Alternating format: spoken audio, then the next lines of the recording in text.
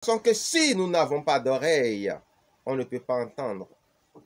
Si nous n'avons pas d'intelligence, nous allons passer à côté. Et c'est comme ça que les gens ne sont pas parvenus à faire le lien entre Jésus-Christ et Dieu. Dieu est en train de prophétiser. Dieu parle. Et Dieu parle des apôtres qui étaient avec lui sur la terre. Qui se chamaillaient aussi. Si on n'est pas attentif, on ne fera pas tout de suite le lien. Pourtant, c'est la même personne qui parle. Vous voyez? Faisons très attention. Jésus-Christ, c'est Dieu béni éternellement. Point final. Oui, point final. Maintenant, bien-aimés dans le Seigneur, ce n'est pas mauvais et trop grave si entre serviteurs de Dieu on se chamaille. C'est normal. Les apôtres le faisaient. Et ça ne posait pas trop de problèmes à Jésus.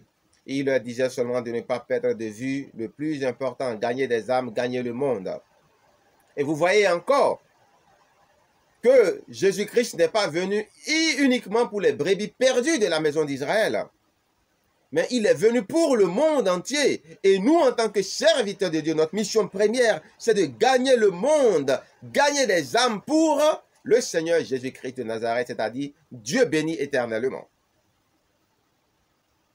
Il a aussi dit les réunions sont importantes ou sont importantes. Pourquoi? Pour préparer des plans d'attaque. Donc vous voyez que Dieu nous donne de l'intelligence, Dieu nous permet d'avoir beaucoup de connaissances pour que nous puissions aussi réfléchir par nous-mêmes, étant au fait de choses spirituelles, pour trouver aussi des solutions spirituelles à des problèmes spirituels. Dieu ne va pas tout faire pour nous, comme on le dit. Bien, alors je vais vous parler. Vous voyez donc notre église est une église homologuée par Dieu. Nos enseignements sont validés par Dieu parce que inspirés par Dieu et Dieu les connaissant tous, c'est que le monde entier attend avec impatience la révélation des enseignements des enfants de Dieu. Selon qu'il est dit, le monde attend avec un ardent désir la révélation des enfants de Dieu. Voilà, c'est Dieu qui connaît qui est qui fait quoi et qui a quoi. Donc, ne méprisez pas nos enseignements, sinon vous vous faites du mal à vous-même. Ce n'est pas quand vous allez finir d'avoir des problèmes et être au fond du trou que vous allez jeter un coup d'œil là et dire, mais la solution était là. Pourquoi je n'ai pas pris le temps d'écouter? Alors, Dieu nous donne un enseignement que je vais lire et après que je vais aussi commenter. Ainsi parle l'Éternel. Les esprits impurs ont des spécialités. Les esprits impurs ont des spécialités. Bien qu'ils soient capables en général de faire tout ce que les autres démons peuvent faire. Ça veut dire quoi? Tous les démons en général peuvent faire tout ce que d'autres démons font. Donc, dire que tel démon est spécialisé dans telle chose et que c'est lui seul qui est capable de faire une telle chose, c'est faux. Mais un démon peut être plus doué dans une chose qu'une autre. Mais eux tous en général, comme des bons démons généralistes, sont capables de faire à peu près les mêmes choses. Seulement c'est la manière dont la chose est faite qui peut faire la différence. Les esprits impurs, dit le Seigneur, ont des spécialités, bien qu'ils soient capables en général de faire tout ce que les autres démons peuvent faire. Les esprits marins, c'est-à-dire les esprits des eaux, ce que vous appelez souvent les sirènes des eaux, les mamiwata, les esprits des mers, les esprits des océans, les esprits des rivières, tout ça là, les ondines, les ondins, tout ça. Les esprits marins, ce sont ce qu'on appelle les esprits marins, ceux qui vivent dans l'eau, les démons qui vivent dans l'eau, les anges déchus qui vivent dans l'eau, ont pour spécialité, vous comprenez maintenant, là Dieu est en train de vous montrer maintenant les spécialités de chaque catégorie de démons. Ce n'est pas moi, c'est Dieu. Tout ce que je vous lis, c'est Dieu qui a révélé ça. Les esprits marins ont pour spécialité la destruction des richesses. Vous comprenez? Donc, quand vous avez dans vos familles des démons des eaux, sachez qu'il sera difficile aux gens de vos familles de devenir riches. Les mamies Wata, les mamies dont on parle là. Alors qu'en Afrique, les gens ont menti, trompé en disant que quand il y a ces esprits des eaux là dans vos familles, qu'est-ce qui se passe? C'est que votre famille est appelée à devenir riche et que les richesses proviennent des esprits marins. Ce qui est du mensonge, l'enfer tronqué en paradis.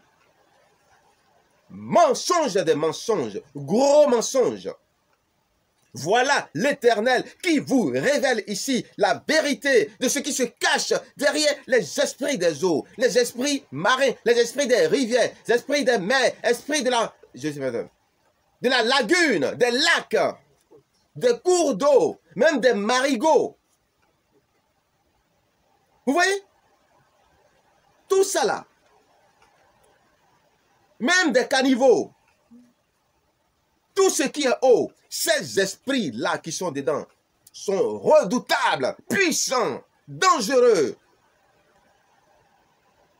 Ça signifie quoi? Que quand un esprit des eaux vient dans votre famille, ça veut dire que cette famille est prédestinée par l'Éternel Dieu, tout-puissant, à devenir immensement riche. Elle est immensement bénie par l'Éternel. De toutes sortes de biens physiques, matériels. Et ces démons-là, qu'est-ce qu'ils font? Ils disent, bon, il y a quelqu'un que l'Éternel a enrichi ici, quoi. Alors que nous sommes descendus du ciel paumé. Ben, nous allons prendre ça et nous allons utiliser ça dans notre royaume. Mais comment faire? C'est un idiot. Il faut que je lui présente l'enfer sous forme de paradis.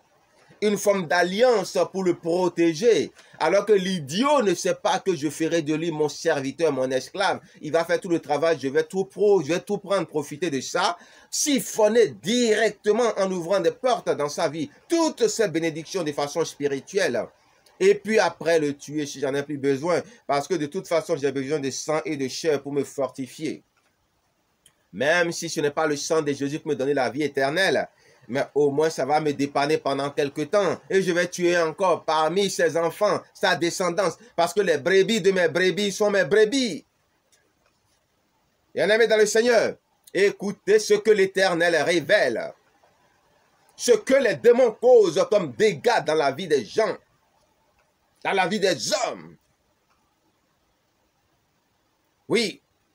Les esprits des eaux, les esprits marins. Dans marin, il y a mer. C'est le nom spirituel, la désignation spirituelle. Océan. Vous voyez? Mer, rivière, lac, lagune, cours d'eau, marigot, rizière, tout ce qui est eau, même caniveau, ils sont là. Ils sont là pour quoi faire? Ces esprits-là. Leur spécialité, ils sont spécialisés. Ça veut dire, il n'y a rien à faire que vous pouvez, il n'y a rien à faire. Quand ceux-là, ils viennent dans votre vie, quand ceux-là, ils rentrent dans votre famille, quand ceux-là, ils ont affaire à vous, quand vous avez affaire à eux, ces esprits-là, vous pouvez être les plus gentils de ce monde. Vous pouvez les adorer du matin jusqu'au soir tous les jours. Mais vous ne pouvez pas changer leur nature et leur emploi du temps. Pourquoi? Parce que ce sont des spécialistes. Spécialistes en quoi? En destruction des richesses. Si dans une famille, il y a ces esprits et que les gens de cette famille arrivent malgré tout à sortir un peu la tête, sachez que ça veut dire que cette famille était destinée à être 100 fois plus riche qu'elle ne l'est. Et que ce sont eux qui sont en train de mettre la main dessus. Mais l'Éternel a tellement béni cette famille-là qu'ils n'arrivent pas à tout siphonner. Mais ils ont siphonné au moins 99%. Vous voyez, destruction des richesses.